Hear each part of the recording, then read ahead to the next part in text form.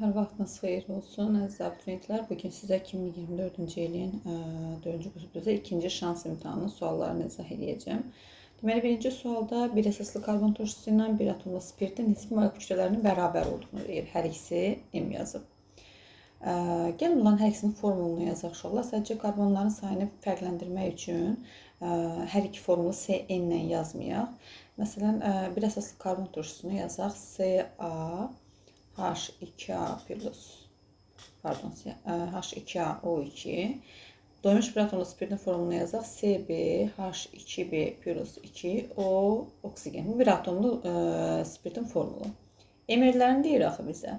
14A plus 32 bərabərdir 14B plus 12, 16, 18 eləyir.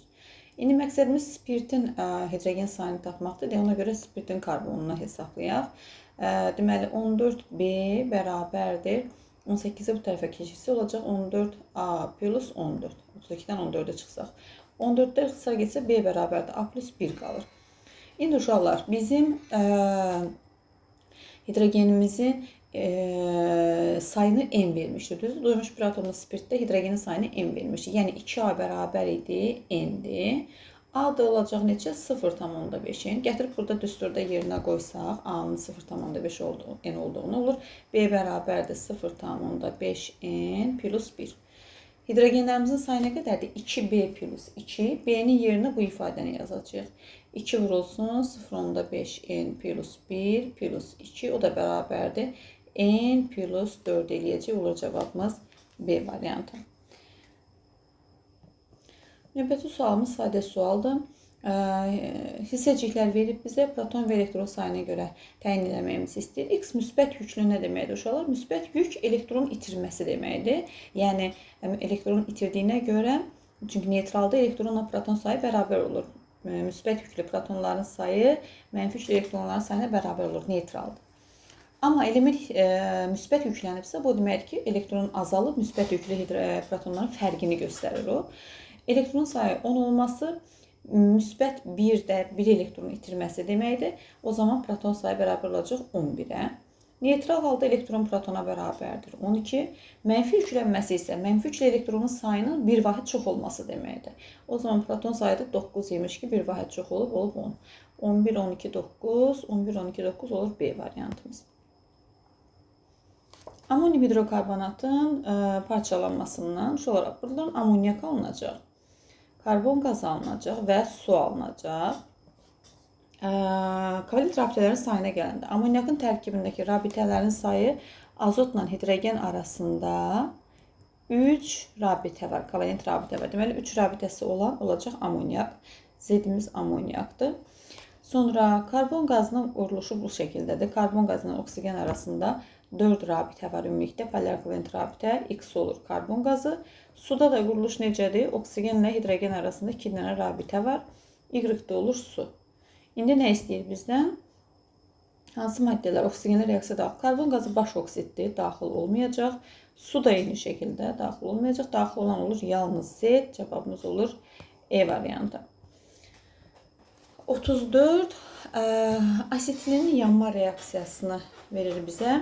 Yəni yazaq asetilinin yanma reaksiyasını uşaqlar. C2H2 plus oksigen əmələ gəlir. Bütün karbohidrogenlər yananda karbon qazı və su əmələ gəlir. Əmsallaşdırsaq, karbona görə deməli, bura 2 yazsaq, oksigenin sayında kəsir olacaq. Ona görə bunu 2 dəfə artıraq, bura 4 yazaq.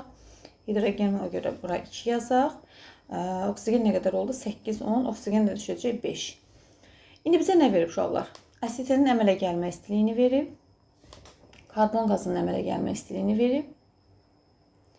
Suyun əmələ gəlmə istiliyini soruşur. Deyir ki, 11,2 litr asetilin yananda 650 kilojul istilik ayrılıb. Uşaqlar, bunu bizə niyə verib? Çünki biz suyun əmələ gəlmə istiliyini tapmaq üçün reaksiyanın istilik effektini bilməliyik. Niyə bizə lazımdır istilik effekti? Hess qanununa görə, biz Hess qanunundan bir nəticə çıxartmışdıq. Hess qanununa görə reaksiyanın istilik effekti bərabərdir. Məhsulların əmələ gəlmə istilikləri cəmi çıxmaq reaksiya daxil olan maddələrin əmələ gəlmə istilikləri. Burada oksigen bəsit maddə olduğu üçün bəsit maddələrin əmələ gəlməsini adətən 0 qəbul edirik. Onda bizim Q'müz bərabər olacaq bu maddələrin əmələ gəlmə istilikləri cəmi çıxmaq bu maddələrin əmələ gəlmə istilikləri cəminə. Onun üçün də ilk öncə Q'nü tapmalıyıq. Q'nü tapmaq üçün ipucu verib bizə. Reaksiyada iştirak edən asitlinə görə hesablamağımızı istəyir. 11,2 litrə 650 kilojul istilik ayrılırsa, reaksiyada 2 mol asetilin iştirak edib, 2 vurmaq 22,4 litrə Q olacaq. Buradan ixtisar aparsaq 2 Q bərabərdir 4'ü 650'yə vursaq, şöyle 4'ü 50'yə vursaq 200, 4'ü də 600'ə vursaq 2600 edir, düzdür? Yəni bu reaksiyanın istilik effekti 2600'dür, gətirək yazaq bura. İndi qaydamıza görə 2600 bərabərdir 4 mol karbon qazı, yəni 4 vurmaq 394 plus 2x, baxın, bunlar oldu məhsulların əmələ gəlmə istilikləri cəmi. Çıxmaq 2 vurmaq mənfi 226. Bu da oldu reaksiya daxil olan maddələrin əmələ gəlmə istilikləri cəmi. Oksigen təkrar edirəm, bəsit maddə 0'dır, qəbul olunur. 4'ü 394'ə vursaq neçə eləyəcək? Deməli, eləyir 1576 plus 2x. Uşaqlar, burada minus mənfi rəqəm olduğu üçün 226 vuranda müsbətə çevriləcək. Ard-arda 2 mənfi gələndə müsbətə çevriləcək. Deməli, eləyəcək nə qədər? 2'ni 226'ya vursaq eləyəcək 452 plus 452. 1576'nın üstünə 452'ni gəlsək, edir 2028. Deməli, biraz sadələşdirək. 2600 bərabərdir 2028 plus 2x. Buradan da 2x bərabər olacaq. 2600'dən 2028'i çıxsaq 572 qalır. Buradan da x bərabərdir. Eləyəcək nə qədər? 572'ni də 2'yə bölsə eləyəcək 286. Müsbət 286. Suyun əmələ gəlmə istiliyi olur 286 A variantı. 35-ci sual. Alüminium nitrat duzunun su məhlulunun elektrohidrolizinin birinci mərhələsinin qısa yönlü tənliyi. Uşaqlar, bu cür tənliklər adətən abituriyentlər çox qorxur. Amma qorxulu heç nə yoxdur. Siz sadəcə hidrolizin ən rahat hissəsi olan hansı duzlar, hansı mühiti göstərirdi. Çünki zəif turşu, qüvvətli turşunu tanımaq və ya da zəif və qüvvətli əsas tanımaq ən sadə şeylərdən biridir. Bu duzda siz hansı mühit olacağına diqqət edin. Duza diqqət edirəm ki, metal hissəsi zəif əsas əmələ gətirən metaldır. Turşu hissəsi isə turşu qalıqsı qüvvətli turşu. Nitrat turşusunun qalıqıdır. Demək ki, bu mühitdə turşu mühit olacaq, hidrogen iyonları əmələ gələcək. Bu bir.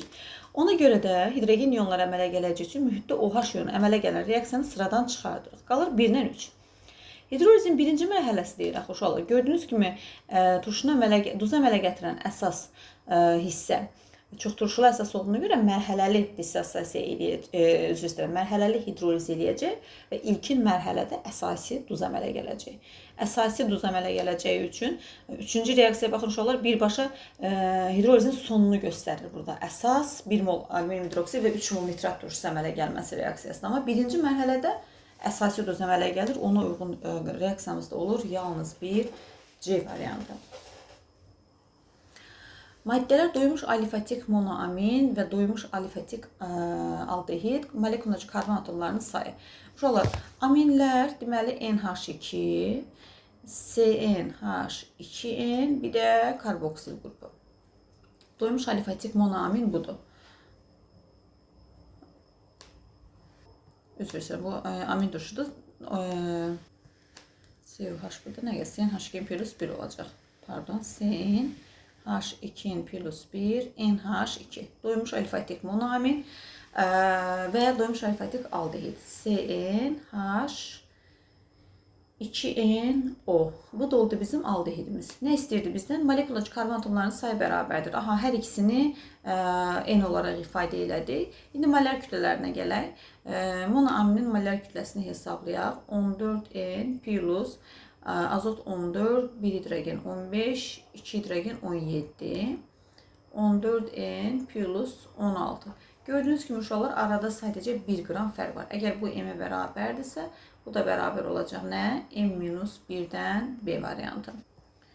Növbəti sualımız 37-ci. Reaksiya daxil olan maddənin qatlığının zamandan asılı qrafikinə əsasən hansı ifadələr doğrudur? Deməli, reaksiya axıra qədər gedir. Uşaqlar, qrafik əgər sıfıra qədər gəlib düşübsə, bu reaksiyanın axıra qədər getdiyini göstərir. Yəni, ümumiyyətlə, yuxarıdan aşağı azalma qrafiki başlanğıc maddələrin aid olan qrafikdir və bu da sıfırlanıbsa, başlanğıc maddədən ən azı birinin sona qədər istifadə olunubsa, bu reaksiya axıra qədər gedir deməkdir. Ona görə 1 doğrudur. Dönər reaksiyadır, xeyr, yanlışdır. Reaksiya daxil olan maddə tam sərf olunur, bəli, doğrudur. Tarazlıqda deyil, xeyr, tarazlıq axıra qədər getməyən reaksiyalar üçündür. Ona görə olur 1 ilə 3, cavabımız C variantı. X və Y karbohidrogenlərindən ibarət 184 qram qarışığı bromlu suya əlavə edilib, 8 mol X ayrılıb. Deməli, uşaqlar, X və Y hansısa doymuş və ya doymamışdır, bilmirik. Bromlu suyuna reaksiya daxil olunda, baxın, X ilə Y əlavə olunub, X qabdan çıxıb, yəni X qazı qabdan çıxıb, amma Y qazından əsər yoxdur. Demək ki, Y qazı bromlu suyuna reaksiya daxil olur. Y qazı bromlu suyuna reaksiya daxil olunda bu məhlulun kütləsi olur A plus 56. Bu nə deməkdir uşaqlar? Y bərabərdir 56 qramdır. Y 56-dırsa uşaqlar, buradakı 184 minus 56 da bərabərdir, edir nə qədər? 128 qram. Bu da X-in kütləsidir. Və ayrılan X 8 mi oldu axı uşaqlar? Biz 128-i 8-ə bölməklə X-in emerini tapmış olarıq.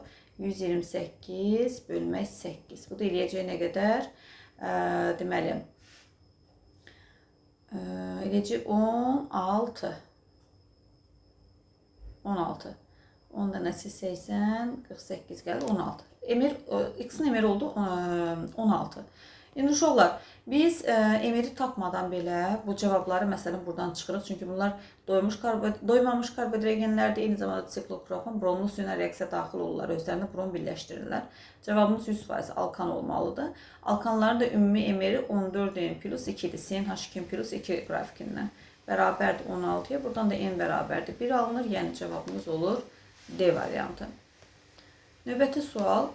Halogenlər, uşaqlar, X, Y, Z həm oksidaşdırıcı, həm redoks edici dediyinə görə deməli söhbət xlor, brom və yoddan gedir. Çünki flor yalnız oksidaşdırıcı olur.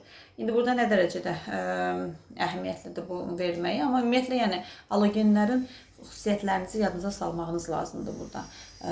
Qrup üzrə yuxarıdan aşağı gəldikcə hansı xüsusiyyətlər dəyişir və s. Bizə deyir ki, kütlələri bərabərdir. Uşaqlar, müxtəlif kütləli maddələr, yəni emerləri müxtəlif olan maddələr bərabər kütlədə verirsə, emeri kiçik olanın mol miqdarı böyük olur. İndi bizə deyir ki, halogenlərlə tam reaksiya daxil olan natriumun kütləsi. Reaksiyalar, burada verilən reaksiyalar gedirsə, deməli uşaqlar, Z X-i çıxardır, Y də Z-i çıxardır. Deməli, bunların içərisində ən aktivi Y-dir. Onda bizim xlorumuz olsun Y. Y Z-i çıxardır, Z də X-i çıxardır. Deməli, Z-imiz olacaq brom və Z də X-i çıxardırsa, yodumuz da olacaq X. Və biz nə dedik? Mol miqdarı, daha doğrusu, mollər kütləsi kiçik olanın mol miqdarı çox olur, bərabər kütlədə veriləndə. Ona görə də xlorumuzun mol miqdarı çox olacaq bromdan, onun da mol miqdarı çox olacaq yoddan. Bunu hələ ki saxlayaq buradan. Deyir ki, sərf olunan natriumun kütləsi. Uşaqlar, reaksiyalarda eyni nisbətdə getdiyi üçün hər biri birvalentli olan halogenlərdir və eyni metal natriumdur. Eyni nisbətdə gedəcək. Və bu zaman natriumla gedən reaksiyada, yəni hansı natrium daha çox sərf olunacaq? Təbii ki, mol miqdarı çox olana sərf olunacaq. Məsələn, yazıram bura natrium plus xlor. Əmələ gəlir natrium xlorid. Əmsallaşdırsaq bura 2, bura 2. Bir də yazıram natrium plus brom, eyni şəkildə alınır natrium bromid və yenə də eyni şəkildə yazılır. Yəni, reaksiya girən metallarla halogenlərin mol nisbətləri bir-birindən uyğundur. Sadəcə hansına daha çox natrium sərf olunacaq, hansı halogenin mol miqdarı çoxdursa. Onda bizim mol miqdarı ən çox olan halogenimiz xlor, yəni Y-imizdir. Deməli, Y-də hansıdır? M2 sərf olunur. M2 böyükdür. Xlordan sonra brom. Bromumuz nə idi? Z. Z M3'dür. və ondan da kiçik olacaq M1, M2, M3, M1, M2, M3, M1 olur cavabımız E variantı. Növbəti enant lifi, lafsan lifi. Uşaqlar, enant lifi, ümumiyyətlə biz orta məktəb dərsində liflərdən neçəsi 4-ünü öyrənirik.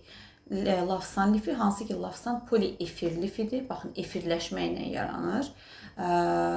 Yerdə qalan enantdır, kaprondur, neylon lifləridir. Bunlar deməli poliamid liflərdir. Yəni amin turşuların polikondensləşməsindən yaranır özü-özü ilə. Sadəcə yadda saxlamaq lazımdır ki, hansı amin turşulardır. Enant üçün bir ipucu vermişdim ki, T hərfi ilə yadınızda saxlayın. Amin heptan turşusunun deməli polikondensləşməsindən yaranır. 7 amin heksan turşusu. Amin qrupunu qeyd edirəm, bundan işimiz yoxdur. Heptan daha doğrusu. Amin heptan turşusunda heptan dediyimiz üçün uşaqlar bir karbon karboksil qrupundadır. COH yazıram bura. Yerdə neçəsi qaldı? 6 dənə karbonu qaldı. 6 karbon da metilin qrupu olaraq radikal hissədədir. 6 karbonu da yazırıq bura. 6 metilin qrupu.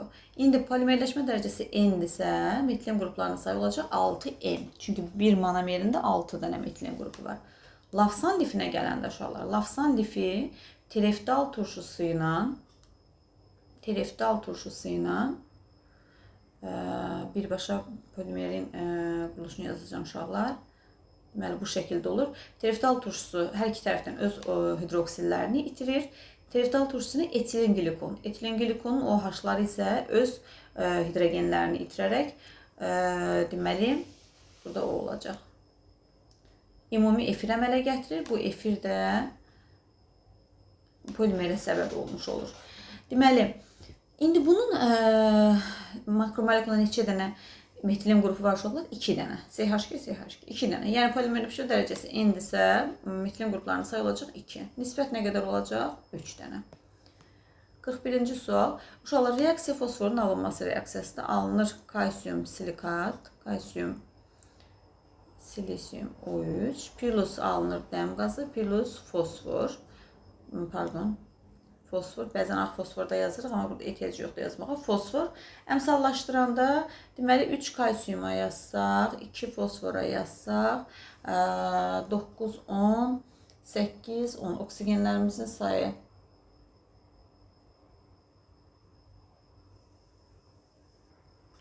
Silisiuma da 3 yazsaq, burada silisiuma 3 yazandan sonra oksigenlərin sayına baxaq. Bu tərəfdə olur oksigenlərimizin sayı 8, bu da 6, 14 dənə. 9'u var, neçəsi qalıb 5'i. Onda burada 5 düşəcək. İndi ən çox mol sayı olan dəm qazı oldu, CO. Ondan sonra silikat, kalsium silikat. Çünki məhsulların molunun sayını zamandan asılı qrafik edir. Və X-imiz də oldu fosfor. Fosfor haqqındakı maddə hansı fikirlər doğrudur? Sarımsaq iyi verir, bəli, ağ fosfor yaranır bilirsiniz orada və ağ fosfor sarımsaq iyili maddədir. Suda yaxşı həll olur, ümumiyyətlə fosforun heç bir alot bir şəkildə dəyişməsi suda həll olmur.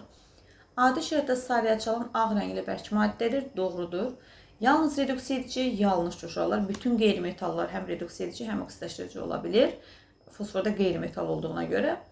Molekulyar kristal qəfəs əmələ gətirir, bəli. Deməli, atom kristal qəfəsinə malik maddələr var. Uşaqlar, silisium dioksid, silisium oksid, ondan sonra almaz, qrafit, deməli, qara fosfor, sonra qırmızı fosfor. Bunlar atom kristal qəfəsinə malikdir. Yerdə qalan bütün kovalent rabitəli maddələr molekul kristal qəfəsinə malikdir. Ya adi şəraitdə, ya da bərklikdən sonra, yəni müəyyən bir şərait. Hidrogenlə reaksiya daxil olur, yanlışdır. Qeyri-metallardan silisium və fosfor hidrogenlə reaksiya daxil olmur. Cavabımız olur 1, 3, 5, B variantı. Hansı alkil xloriddən virüs 4-5 dimetil oktan? Uşaqlar, dimetil oktanın tərkibindəki karbonun sayına diqqət edin bir dəqiqə. Dimetil dediyinə görə 2 dənə metil qrupu, oktan da 8 karbon deməkdir. Ümumilikdə bu birləşmədə 10 karbon olur. 10 karbon olması üçün də bizim alkil xloridin tərkibindəki alkil radikalında 5 karbon olmalıdır. Çünki virüs reaksiyasında radikal özü-özü ilə kopyalanır. Üz-üzə oturur, birləşir və əmələ gətirir müəyyən alkanı. Əmələ gəlmiş alkanın tərkibində 10 karbon varsa, radikalın tərkibində 5 karbon olmalıdır. Tərkibində 5 karbon olanlara baxaq. Məsələn, E, C, D variantını avtomatik silirik. Burada qalır bizim A və B variantımız. İndi Uşaqlar, B-yə diqqət edin. Əgər radikalımız bol olsaydı, halogen qopur, onun yanından özü-özünə kopyalanır. Axı, onda bizim alınan alkanımız açıq zəncirli, şaxəsiz 10 karbonlu alkan olacaqdır. Amma gördüyünüz kimi dimetili var burada, yəni şaxəsi olduğuna görə demək ki, halogen atomunun birləşdiyi karbona bir dənə şaxə birləşir. Halogen atomunun birləşdiyi yerdən radikalı özü ilə kopyalasaq, məsələn elə yazın bura, baxın uşaqlar, CH3, CH2, CH2, CH2, CH çox yazdım deyəsən, CH3. İndi saysaq 1, 2, 3, 4, 5, 6, 7, 8. Gördüyünüz kimi 4-5 dimetil oktan A variantının verəcəyi maddədir. 42-dən sonra 43. Deməli, amonium nitratın parçalanmasını yazaq. Tam termik parçalanma zamanı alınan qazlar deyir. Amonium nitrat uşaqlar amonium duzlarından istisna olan 2 dənə duzlu parçalanması. Niyə maddəni təkrar buraya yazıramsa? N2O və su əmələ gəlir. Əmsallaşdığında sadəcə suya 2 yazacaq, düzələcək. Deməli, nə deyirdim? Amonium duzlarını parçalananda amoniyak və müvafiq turşuya parçalanır. 2 dənə istisna budur. Amonium nitrat duzu və nitrit duzu. Bu da parçalananda yenə burada da 2 mol su olacaq. İndi bizə deyir ki, alınan XY qazları, yəni X qazı bu, Y qazı bu. Orta molekül kütləsi 32 qram bölünsün moldur. Uşaqlar, qazların mol miqdarını bilmiriksə, amma sadəcə onların orta molekül kütləsini biliriksə, birini X mol, birini Y mol qəbul eləməklə də siz o qazların mol miqdarlarını təyin edə bilərsiniz. Sadəcə tənliyi həll eləmək lazımdır. Bizdən nə soruşur? Başlanğıc qarşılıqda hidrogen atomlarının sayının azot atomlarının sayının 2 dəfə çox olduğunu bilmək istəyir. Bunun üçün də bizə bu maddələrin mol miqdarını bilməliyik. Zaten reaksiyada hamısı birin biri olduğu üçün deməli bu da X mol olacaq, bu da Y mol olacaq. Yəni məqsədimiz burada X və Y, yəni mollarını tapmaqdır. M-orta necə hesablanır? M-orta bərabərdir. Qazların emerləri vurmaq mol miqdarları. N2-nin emeri 28 plus 16, 44. X plus N2 28 Y bölmək mollar cəminə. Buradan olacaq 44 X plus 28 Y bərabərdir 32 X plus 32 Y. X-ləri bir tərəfə toplasaq olacaq 12 X bərabərdir 4 Y. İxtisar gedəndə 3x bərabərdir 4y-ə. Yəni uşaqlar, bizim NH4NO2-nun mol miqdarı amonium nitratın mol miqdarından 3 dəfə çoxdur. Yəni y-imiz də 3x-dirsə, deməli nisbət 1-in 3-ədir. Baxın, y 3x-dirsə, yəni y-x-dan 3 dəfə çoxdur. İndi hidrogen və azotun sayına baxaq. Amonium nitratın 1 molunda 2 dənə azot, 4 dənə hidrogen var. Amonium nitritin 3 molunda isə 3-2-nin 6 dənə azot, 3-4-ün 12 dənə hidrogen var. Toplayanda 8 azot, 16 hidrogen edir, fərq isə eləyəcək 2. Fərq yox, daha doğrusu, neçə dəfə çoxdur deyir. 16-nı bölürük 8-ə eləyir 2 dəfə. Növbəti sualımız, deməli, iki maddə, hər iki duzun mol miqdarı bir-birinə bərabərdir uşaqlar. Natrium hidrokarbonat, daha doğrusu emeri bir-birinə bərabərdir. Emerlər bir-birinə bərabərdirsə uşaqlar, bərabər kütlədə bunların mollar da bir-birinə bərabərdir. Elə bu kütlə deyil, elə A mol olaraq da qəbul eləsək düz alacaq. Həllimiz düz olacaq. Natrium hidrokarbonatın xlor türsülə reaksiyasını yazsaq, alınır natrium xlorid, dəyişmə mübadilə reaksiyasıdır. Karbon qazı və su. Karbonat turşusu bilirsiniz davamsızdır. Alınsa da parçalanır, bu şəkildə yazır. Əmsallaşdırmağa ehtiyac varmı? Əmsallaşdırmağa ehtiyac yoxdur. Magnezium karbonatın xlor turşusuna reaksiyasını yazanda burada da alınır magnezium xlorid plus su və karbon qazı. Burada əmsalı ehtiyac var. Xlor turşusunun əmsalına 2 düşür. A mol da uşaqlar. Bax, natrium hidrokarbonatın 1 moluna 1 mol xlor turşusu gedir. Deməli, A moluna da nə qədər? Elə A mol xlor turşusu lazım olacaq. Magnezium karbonatın 1 moluna 2 mol xlor turşusu lazım olacaq. A moluna 2A. Deməli, A burada, 2A da burada. Cəmi lazım olan xlor turşusu 3A moldur. Zaten bizə burada da ümumi turşunun miqdarını 3 verib. 3A bərabərdir 3 olarsa, A bərabərdir 1 mol. İndi bizdə natrium hidrokarbonatın kütləsini soruşurlar. Uşaqlar, əlimizdə də 1 mol var hərəsindən. 1 molunun kütləsi də eləyəcək onun emeri, yəni A variantı. 45-də müəyyən temperaturda maqnezium sulfatın suda həll olmuş, suda doymuş məhlulun 252 qramında 12,4 mol oksigen atomu var. Gəlirik bir məhlul məsələsinə. Uşaqlar deyir ki, müəyyən temperaturda maqnezium sulfatın suda doymuş məhlulun 252 qramında 12,4 mol oksigen atomu var. Maqnezium sulfatın həll olma əmsalını. Deməli, uşaqlar biz burada maqnezium sulfatının da kütləsini tapmalıyıq, suyun da kütləsini tapmalıyıq, amma bilmirik. Ona görə də maqnezium sulfatı X mol qəbul edək, suyu da Y mol qəbul edək. İkisinin bir yerdə kütləsi məhlul duzla suyun kütləsi cəmdir. Bunların kütlələri cəmdir 252 qram uşaqlar. Onda biz bunların kütləsini toplasaq, yəni 120x plus 18y bərabərdir 252-yə. Bəs tərkiblərindəki oksigen nə qədərdir? 1 mol maqnezium sulfata 4 oksigen var. X molda olacaq 4x oksigen plus 1 mol suda 1 oksigen var, Y molda da Y olacaq. Oksigenlərin sayı cəmi isə 12,4-ə bərabərdir. Uşaqlar, burada məsələn Y-i əvəzləyib yerinə də qoya bilərsiniz və yaxud da sistem tənliyə gətirə bilərsiniz. Sistem tənliyə gətirmək üçün nə etmək lazımdır? Alt-alta çıxanda bir ixtisar getməlidir. Məsələn, aşağını 120x-ə çatdıra bilərsiniz. Aşağını nə edərik? Aşağı tərəfi 30-a vursaq hər tərəfini olacaq 120x plus 30y bərabərdir 30-u 12-dən vursaq 324-ə vururuq. Edir neçə? 372. Bunu yox sayaq. Alt-alta çıxanda uşaqlar 120-lər gedəcək. 30y-dən 18y çıxsa 12y bərabərdir. 372-dən 252-ni çıxsa qalacaq 120. Buradan y bərabərdir 10. Y bərabərdir 10-dursa 4x plus 10 bərabərdir 12,14-dən x də bərabər olacaq 0,6. İndi bizdən nə istəyir? Həll olma əmsalını. Həll olma əmsalı nədir? K bərabərdir. Həll olan maddənin kütləsi 0,6 mol maqnezium sulfat 120-yə vuranda edir 72 qram. Bölmək suyun kütləsi. Bunda 10 mol tapmışıq, edir 180 qram. Vurmaq 100, bu da bərabərdir, 1000 daha doğrusu, bərabərdir, neçə eləyəcək? 400. Bu cavabımız E variantı. Doymuş bir atomlu spirtlərin siniflərarası izomerini göstərin. Bir atomlu spirtlərlə siniflərarası izomerini əmələ gətirir olar sadə efirlər. Cavabımız B variantı olur. Doymuş bir atomlu spirt oksidaşma məhsulu ketondur. Bu nə olur? Uşaqlar, ikili spirt olmalıdır ki, keton olsun. Çünki ketonlarda oksigen karbon atomuna bu şəkildə birləşir. Belə olduğuna görə ikili spirt olmalıdır. Sonra aldehid olması üçün mütləq şəkildə birli spirt olmalıdır. Çünki aldehid qrupu birli karbona birləşən qrupdur. Deməli, X, Z spirt tiplərini. Deməli, X ikilidir, Y birlidir, Z də nə olur olsun. X ikilidir, Y birlidir. Var belə cavabımız olur. Cavabımız D variantı. Hansı sxem üzrə baş verən reaksiyada mis alınır? Uşaqlar C variantında. Çünki elektrometallurgiya üsulu var, metalların alınmasında. Metalların aktivlik sırasına görə əvvəldə yerləşən metal məhlulundan, özündən sonra yerləşən metalın duzundan sıxışdırıb çıxarda bilir məhlulda. Bu da dəmirin misi çıxartması ilə nəticələnəcəyi üçün olur cavabımız C variantı.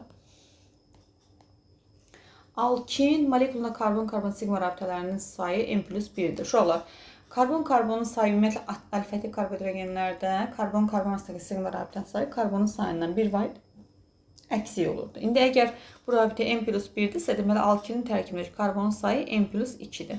Onda hidrogen nə qədər olacaq? Hidrogen olacaq 2 minus 2 idi axı. 2 N plus 2 edir 2 N plus 4. Oradan 2 çıxsaq 2 N plus 2 qalır. Hər nəsə, heç bizə hidrogen lazımdır. Çünki hibrid orbitalların sayını istəyir və hibrid orbitallar sadəcə karbonun sayına aiddir. Ümumiyyətlə uşaqlar, doymamış karbohidrogenlərdə hibrid orbitalların sayını tapmaq üçün biz karbonun sayını 4-ə vurub oradan çıxırıq pi rabitənin sayının 2 mislini. Çünki hər pi rabitə 2 dənə hibridləşməmiş pi orbitalı sayəsində yaranır. Alkində də 2 dənə pi rabitə olduğu üçün 4 pi orbitalı hibridləşmədən ayrılıb. Ona görə də karbonun sayını 4-ə vururuq. N plus 2 çıxmaq 4. Bu da eləyir 4N plus 8 çıxmaq 4. Eləyəcək 4N plus 4.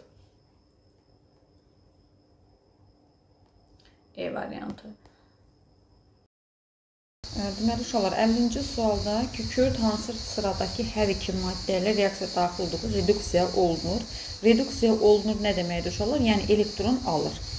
Və burada biz özümüzü qarantiyə ala biləcəyimiz cavabımız var. A variantı. Niyə A variantı uşaqlar? Çünki A variantında hər iki element metaldır. Hər iki metal kükürtlə reaksiya daxil olur və metallar hər hansı qeyri-metalla reaksiya daxil olursa, mütləq şəkildə həmişə reduksiya edicidirlər. Elektron verən tərəfdirlər. Ona görə də kükürt hər iki metaldan elektron aldığı üçün reduksiya olunacaq, yəni elektron alacaq. Digərlərində məsələn oksigen var, burada halogenlər var, halogen var.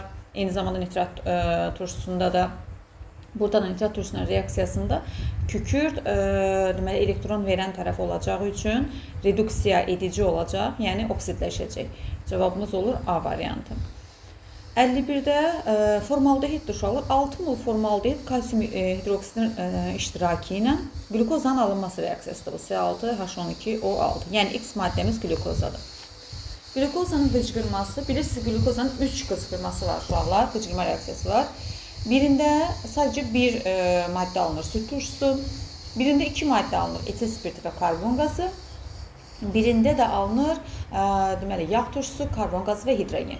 2 maddə alındığı reaksiya etil spirtinin alındığı reaksiyadır. Yəni buradan alınan Y-imiz etil spirtidir. Etil spirtinin oksigen iştirakı ilə oksidləşməsi reaksiyasından isə alınır sirkə turşusu. Alınır buradan CH3COOH. İndi bizdən nə istəyir? Molekulunda olan karbon atomlarının sayı. Deməli, X-in tərkibində karbon atomu sayı 6 dənədir. Y-in tərkibində karbon atomu sayı 2 dənədir. Z-in tərkibində karbon atomunun sayı 2 dənədir. A plus B bölmək C-ni müəyyən edin. A plus B 8 bölmək 2 eləyəcək 4 C variantı. Növbəti sualımız. Deməli, uşaqlar, metalların sulfat turşusunun reaksiyasıdır. Biz bu turşuların qatı və yaxud da duru olduğunu bilmirik. Bizdən qatı turşunu istəyir. Hər iki hal üçün, yəni həm qatı, həm duru olmasına asılı olmaq, hər iki vəziyyətdə qaz ayrılır oradan. Hər iki halı yazaq. Əgər dəmir sulfat turşusuna reaksiya daxil olsa, əgər bu duru turşu olsa, buradan hidrogen qazı ayrılacaq. Qatı turşu olsa, buradan SO2 qazı ayrılacaq. Natrium aktiv metallar duru olsa hidrogen, qatı olsa hidrogen sülfidi alınacaq. Kalsium da eyni şəkildə duru olsa hidrogen, qatı olsa hidrogen sülfidi alınacaq. İndi gələk aşağıda verilən reaksiyalara. Deyir ki, Z-in oksigenlə reaksiyasından 2 maddə alınıb, X və T. Uşaqlar, əgər Z-imizi hidrogen olaraq qəbul eləsəydik, bilirsiniz ki, hidrogenin oksigenlə reaksiyasından su alınır. Yəni, məhsul bir dənə alınmalıdır. Amma burada məhsul 2 dənə alınıb deyə Z-imiz hidrogen ola bilməz. Demək ki, Z-imiz hidrogen sülfiddir. Z hidrogen sülfiddirsə, deməli, 3-cü qabdakı turşu qatıdır. Bunu qeyd eləyək. X-la T-ni təyin eləyək. Hidrogen sülfidin oksigenlə reaksiyasından kükürt dioksid və su alınır. İndi bizim X və T-imizdən biri kükürt dioksid və yaxud da su olmalıdır. Deməli, gələk Y-in deməli, oksigenlə reaksiyasına. Y-imizdə uşaqlar, əgər hidrogen sülfid olsaydı, hidrogen sülfidin oksigenlə reaksiyasından yuxarıda gördüyünüz kimi 2 məhsul alınmalıydı. Amma sadəcə bir məhsul alındığı üçün demək ki, bizim Y-imiz hidrogendir. Hidrogen olduğuna görə T də olacaq su. T su olduğuna görə, bu arada Y hidrogen olduğuna görə deməli bu turşu duru turşudur. T su olduğuna görə X-imiz SO2-dir. X-imiz SO2-dirsə, deməli bu turşu da qatı turşudur. Deməli, birinci, üçüncü qablarımız olur qatı turşu. 53-cü reaksiya. Artıqlaması ilə götürülmüş natrium hidroksidin suda məhlullar reaksiyası. Uşaqlar, ümumiyyətlə, bir qism bəsit maddələr qələvi ilə, buradan amfoter maddələr və yaxud da silisium, eyni zamanda bir qism metallar turşularla reaksiya daxilində hidrogen ayrılır. Bu reaksiyalarda uzun-uzadı yazıb hesablama aparmaq lazım deyil. Əgər sizə bəsit maddə ilə hidrogen arasındakı əlaqə ilə bağlı məsələ veribsə, sadəcə olaraq o iki maddəni yazmaq kifayətdir. Məsələn, silisiumun qələvi məhlulların reaksiyasını uzun-uzadı yazıb əmsallaşdırıb özünüzü çətinə salmağa ehtiyac yoxdur. Belə olan halda reaksiya daxil olan bəsit maddənin valentliyinin yarısı qədər hidrogen ayrılır həmin maddənin 1 molundan. Məsələn, silisium bəsit halda 4 valentlidir. 1 molundan ayrılan hidrogen onun valentliyinin yarısı qədər 2 mol olur. və yaxud da alüminium 3 valentli metaldır. Onun qələbi ilə və yaxud da turşularla reaksiyasından onun 1 molundan 1,5 mol hidrogen ayrılır. Valentliyinin yarısı qədər. İndi bizə hidrogeni həcmlə verib, gəlin bunları mola çevirək, hesablamamız asan olsun. 67,2 litr 3 moldur. Reaksiya daxili bəsit maddənin kütləsini. Kütlə ilə verdiyinə görə biz burada mola görə, ayərə görə hesablanaraq 1 molun ayəri 28 qramdır. Onu tənasüb quraram. 28 qram silisium 2 mol hidrogen ayırırsa, M1 qram silisium 3 mol hidrogen ayırıb. Onda M1 nə qədər olacaq? 1,5 dəfə eləyəcək 28-in 1,5-i 28 o da 10-dur, 42 qram. Burada alüminiumun 1 molu 27 qramdır. 27 qrama 1,5 mol hidrogen ayrılır. M2 qrama da 3 mol hidrogen ayrılır. Buradan da M2 bərabərdir 2 dəfə artıq 54 qram. M1, M2 cəmi 54, 42. Bu da eləyir nə qədər? 96 qram. Keçək növbəti suala, 54-cü suala. Deməli, metil formiat və sirkə turşusu. Uşaqlar, metil formiat efirdir. Formiat turşusunun metil efiri HCOO CH3. Sirkə turşusu isə CH3 COOH. Biri efir, biri turşu olmasına baxmayaraq uşaqlar bir-birinin izomer olan maddələrdir. Tərkibləri bir-birinin bərabərdir. Yəni atom sayları asılılığı deyəndə atom sayları bir-birinə bərabər olacaq. A bərabər olacaq B-yə. Və polar kovalent rabitələrin sayı uşaqlar yenə də eyni tərkibli maddə olduğuna görə polar kovalent rabitələrin sayı da bir-birinə bərabər olacaq. Yəni bunu açıq şəkildə yazıb hesablaya da bilərsiniz, amma yenə də eyni kimyəvi tərkibə, dediyim kimi bir-birinə izomer maddələrdir, axı siniflər arası izomerdir karbon turşularından efirlər. Polar kovalent rabitələrin sayı da eyni olacaq, yəni C də bərabər olacaq D-yə. Qalır, A və B bərabərliyi olmadığına görə 2 yanlışdır. CD bərabərli olduğuna görə 3 doğrudur, 4 yanlışdır. Qalır birinci. Uşaqlar, sirkə turşusu, bax CH3, COOH. Sirkə turşusu tərkibindəki OH qrupuna görə öz molekulalar arasında hidrogen rabitəsi yaradır. Efirlərdə isə belə bir rabitə yoxdur. Sirkə turşusunda hidrogen rabitəsi olduğu üçün eyni saylı karbon atomu olan efirlə qaynama temperaturunu müqayisə eləsək, sirkə turşusunun qaynama temperaturu daha çox böyükdür. Ona görə olur cavabımız, yəni doğru cavabımız biri 1 olur.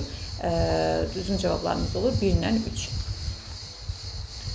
55. Oksigen və ağ fosfor arasındakı kovalent rabitələrin sayını istəyir bizdən. Daha doğrusu kovalent rabitələrin sayını verib kütlələrini müqayisə eləməyimizi istəyir. Oksigen bəsit halda bilirsiniz O2 molekul əmələ gətirir və 2 oksigen atomu arasında 2 qat rabitə var.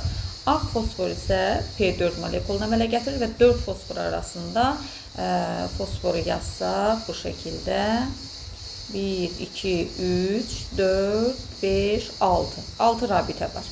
Deməli 2 rabitə burada, 6 rabitə burada. İndi uşaqlar, biz bunların hərəsindən 1 mol götürsək, oksigenin 32 qramında 2 rabitə, fosforun isə 4 dənə 31-in 124 qramında olur 6 dənə rabitə. Və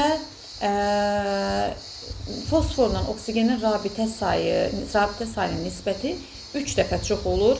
124-ün 32-yə nisbəti olanda rabitə sayı 3 dəfə çox olur.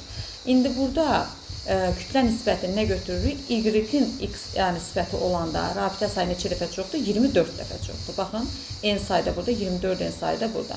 Nisbətləri, bunu niyə bu şəkildə yazmışlar? Bölüb də yaza bilərsiniz, amma böləndə uzun bir rəqəm alınır deyə bu tərzdə götürsəz hesablamanız rahat olacaq. Kütlə fərqinə görə və ya kütlə nisbətinə görə hesablama aparırıq.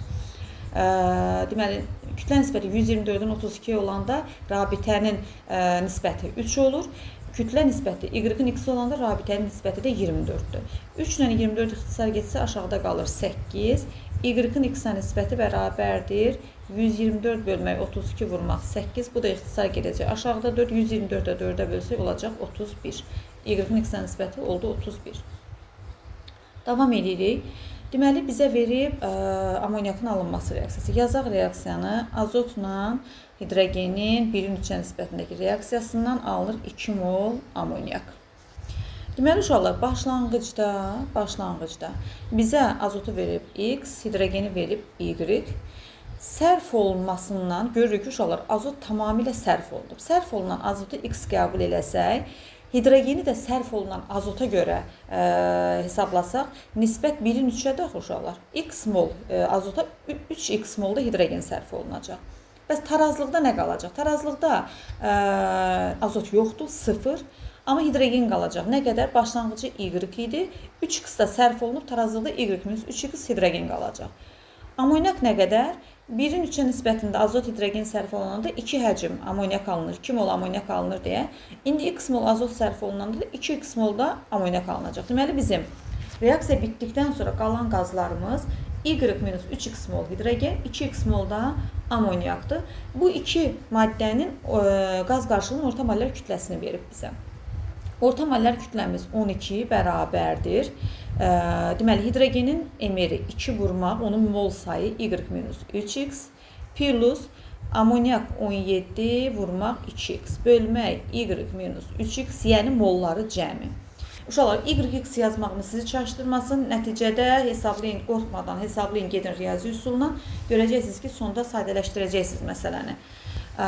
Deməli, Y-3x plus 2x-dən burada aşağıda qalır Y-x, düzdür. 12-ni vursaq olacaq 12Y minus 12x bərabərdir. 2-ni bura vursaq 2Y minus 6x, 2Y minus 6x plus 17-ni 2-yə vursaq 34x. Buradan yenə y-ları bu tərəfə keçirdək, olacaq 10y bərabərdir. Burada 12-ni bu tərəfə keçirsək, 12-dən 6 çıxanda nə qədər qalır? 12-dən 6 çıxanda 6, 40x. İxtisar eləsək, y bərabər olur 4x-a. Bizdən nə istəyirdi? X-in y-ə nisbətini istəyirdi. X-i də y-ə böləndə 4də 1 olacağı üçün olacaq 0,25. 57-ci məsələdə reaksiya məhsullarını təyin eləməyimizi istəyir. Deməli, uşaqlar, kalsium oksidin karbonla reaksiyasından kalsium karbid alınır. Deməli, A kalsium karbiddir. A gedir 1-ə. Kalsium karbidin su ilə reaksiyasından kalsium hidroksid və asetilin alınır. Asetilini verdiyi üçün deməli B kalsium hidroksiddir. Cavablarda kalsium hidroksidi yoxdur. B heç birinə getmir. Kalsium hidroksidin xlorla reaksiyasında uşaqlar, əgər hipofluorit alınıbsa, soyuq qələvdə, amma bunun bizim reaksiyamıza aidiyyatı yoxdur. Deməli, ümumiyyətlə qələvlərin halogenlə xlorla reaksiyasından xlorit duzu, bir də oksigenli duzu alınır. Soyuqdursa hipofluorit, istidirsə xlorat.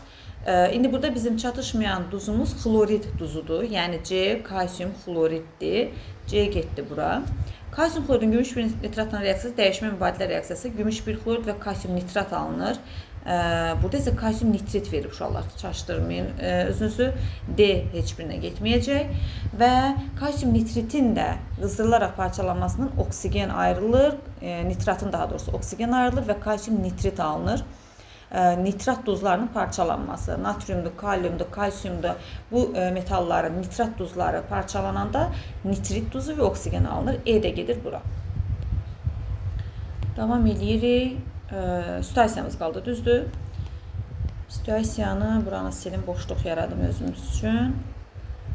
Deməli, situasiyamızda deyir ki, mis və mis 2 oksiddən ibarət qarışığa ağzı açıq qabda artıq miqdarda qatı nitrat turşusu əlavə edərək qarışıq tam reaksiya daxil olur. Uşaqlar, həm mis 2 oksid, həm mis qatı nitrat turşusuna reaksiya daxil olacaq. Yazaq buradan, mis 2 oksidin qatı nitratla reaksiyasından alınacaq mis 2 nitrat plus su, yəni dəyişmə mübadilə reaksiyası əsasi oksidlərlə turşular arasında. Nitrat turşusuna 2 düşəcək. Bunu saxlayırıq burada. Bu tərəfdən yazaq misin qatı nitrat turşusuna reaksiyası.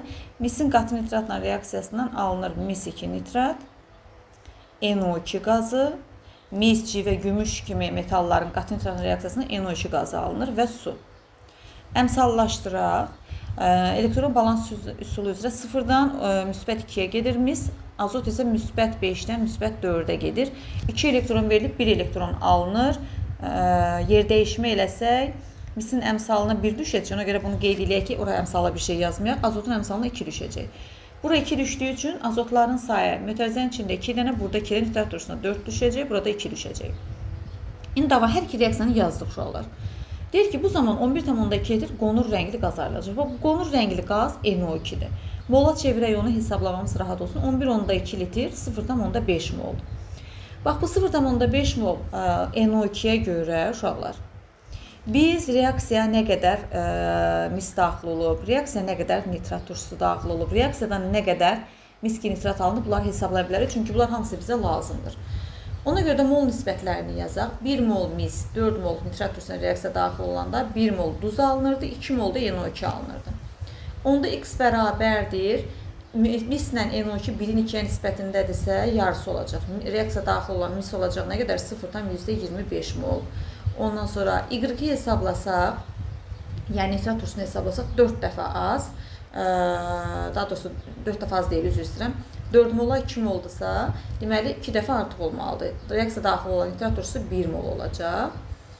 Və mis 2 nitrat 1 mola 2 moldursa, bu 2 dəfə az olacaq. Z də bərabərdir, yəni reaksiya daxil olan mis nitrat da bərabərdir 0,20, üzr istəyirəm, reaksiyadan alınan mis nitrat da olacaq 0,25 mol. İndi bizə nə deyirdi? Reaksiya tənliyini yazma əmsallaşını hesablama aparmaqla ilkin qarşıdakı bəsit maddənin ilkin qarşıdakı bəsit maddə mis idi uşaqlar. Bunu da 0,25 mol tapdıq axı. Kütləyə çevirsək olacaq 16 qram. Çünki misin ayrı 64 qramdır. 0,25 mol edir 16 qram. Və turşunun neçə molunun reduksiyaya uğradığını. Aha, deməli uşaqlar, reaksiyaya normalda 4 mol turşu reaksiya daxil olur. Və fikir verin, bu turşunun 2 molu, baxın 2 dənə NO3 olduğu kimi duzun tərkibinə gedir. Reduksiya olunan turşu isə 2 moldur. Yəni 4 dənə azotdan ikisi elektron alaraq reduksiya olunur. Bu da edir 50%. Əgər bizim reaksiyamıza 1 mol turşu daxil olmuşdursa, onun 50%, görürsünüz 0,5 mol NO2 alınıb. Yəni 0,1 mol azotdan 0,5 mol azot reduksiya olunub. Bu deyilir nə qədər? Turşunun neçə molunu dediyinə görə 0,5 molu reduksiya uğrayıb. Bu da oldu ikinci cavabımız. Bu birinci cavabımız, bu da ikinci cavabımız. Müvafiq reaksiya tərkiblərini yazıb əmsallaşın. Davamını oxuyum uşaqlar bunu. Deməli, kolbada 0,2 mol nitrat turşusu artıq qalır. Aha, reaksiyaya 1 mol nitrat turşusu daxil oldu, düzdür? Yerdə qalan nitrat turşusu 0,2 moldur. Yazıram. Deməli, 1 mol reaksiya daxil oldu, 0,2 mol da artıq qaldı. İndi görək bizdən nə istəyir? Daha sonra kolbadakı məhlul otaq temperaturuna qədər soyudulub. Deməli, kolbada nə qalıb uşaqlar? Kolbada qalıb miski nitrat duzları buradan alınıb, bir də miski nitrat duzu buradan alınıb. Kolbadakı duzlarımız bunlardır. Deyir ki, üzərinə 200 qram 20% natrium OH məhlulu. 200 qram 20% natrium OH məhlulunda natrium OH-ın kütləsini hesablayaq. 200-ün 20% eləyir nə qədər? 40 qram natrium OH. 40 qram natrium OH. Bu deyilir 1 mol natrium OH. Mola çevirək, 1 mol natrium OH. Əlavə etdikdə duz və artıq qalan turşu tam reaksiyaya daxil olur. Aha, artıq qalan turşumuz da 0,2 mol turşu qalıb uşaqlar. O da reaksiyaya daxil olur. Duzlarımız hansı idi? Miski nitrat duzları idi. Bu zaman 0,3 mol göy rəngli məhlul alınır. Bax, gəlin turşunun natrium OH-la reaksiyasını yazsaq, HNO3 plus natrium OH alınır natrium nitrat plus su. 1 mola 1 mol reaksiya daxil olur. Və burada alınan məhsulda göy rəngli çöküntü yoxdur. Göy rəngli çöküntü haradan alınacaq uşaqlar? Mis-2 nitrat duzlarının natrium OH-la reaksiyasından. Mis-2 nitrat plus natrium OH əmələ gəlir mis-2 hidroksid çöküntüsü plus natrium nitrat. Natrium nitrat. Buradan bir dənə əmsallaşma aparsaq, natrium OH-ın qarşısına 2 düşəcək, natrium nitratın qarşısına 2 düşəcək. Nə alınıb bizdə? 0,3 mol göy rəngli çöküntü alınıb. Deməli, bizim əlimizdə nə var idi uşaqlar? 0,25 mol miski nitrat var idi, düzdür? 0,25 mol miski nitrat var idi.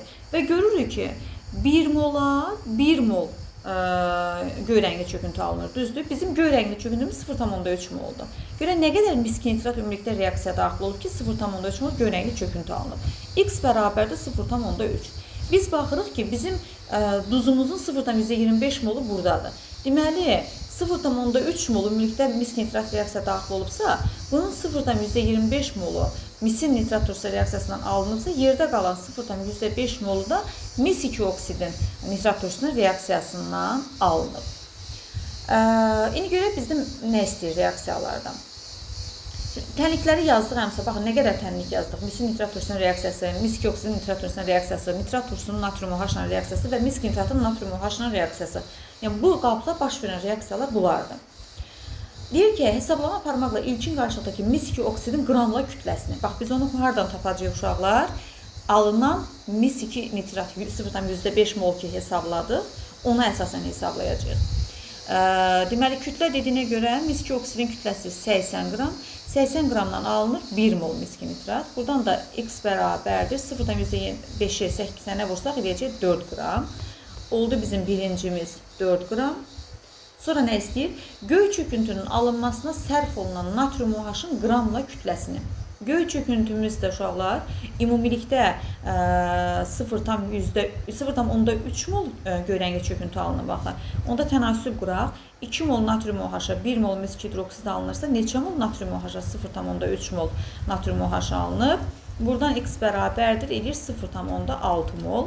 Bunu da kütləyə çevirsək, vuraq 40 qrama eləyəcək 24 qram. Bu da oldu 24 qram natrium OH-ın kütləsi. Bu da ikincimiz. Axırda nə deyir? Yenə reaksiya tənliklərini yazıb əmsallaşdırın. Hesablama aparmaqla natrium OH-ın mol miqdarının zamandan asılı olaraq dəyişməsi. Deməli uşaqlar, başa qaydaq bir dənə. Natrium OH-ımız nə qədər idi? Qabın əvvəlində, reaksiyanın əvvəlində 1 mol idi. Nə qədər tam sərf olundu? 0,6 mol sərf olundu. Nə qədər natrium OH qaldı? 0,4 mol. Qrafikə yazsaq, buradan natrium OH-ın mol miqdarı, nü natrium OH, bu da zaman. Qrafikdə başlanğıcda 1 mol idi. Sərf olundu, amma tam tükənmədi. Qaldı nə qədər? 0,4 mol. Və göy rəngli çöküntünün alınma reaksiyasının ion tənliyi. Göy rəngli çöküntünün alınma reaksiyası hansı idi uşaqlar? Bax, bu reaksiya idi. Mis-2 nitratla natrium OH-ın reaksiyası. Buradan sizin üçün təkrar onu yazım. Mis-2 nitrat plus natrium OH alınırdı mis-2 hidroksid plus natrium nitrat. Reaksiyamız bu idi. Əmsallaşdıranda 2 bura, 2 bura oldu. Tam ion tənliyi deyəndə uşaqlar miski nitrat həll olan duzdur. Ümumiyyətlə nitrat turşusunun bütün duzları həll olur. Ona görə də hər ikisini iona parçalayırıq. 2 mol natrium OH-ımız var. Bizə 2 mol natrium ionu və 2 mol OH ionu verəcək. Bu da həll olan olduğu üçün tam ionlara parçalanır. Miski hidroksid çöküntü olduğu üçün bilirsiniz ki, iona ayrıla bilmir. Molekul şəklində yazılır. Və 2 mol natrium nitrat həll olan duz olduğu üçün hər ikisi ionlara parçalanır. Tam ion tənliyi istəyirdi. Bu qədər.